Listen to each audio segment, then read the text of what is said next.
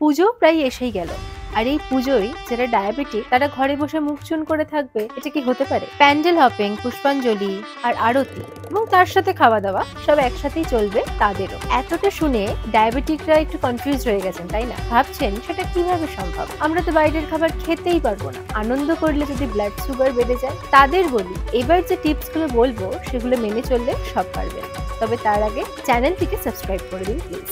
মিষ্টির লোভ সামলানো কঠিন, তাই চিনি ছাড়া বা গুড় দিয়ে বানানো মিষ্টি ট্রাই করুন। তাছাড়া এখন বাজারে ডায়াবেটিক ফ্রেন্ডলি মিষ্টি সহজেই পাওয়া যায়। বাইরে বেরোলে ভাজাভুজি খাবার বদলে বেকড বা গ্রিলড খাবার বেছে নিন, স্বাদও মিলবে, স্বাস্থ্যও ঠিক থাকবে। একসাথে অনেকটা না খেয়ে ছোট ছোট মিলস খান।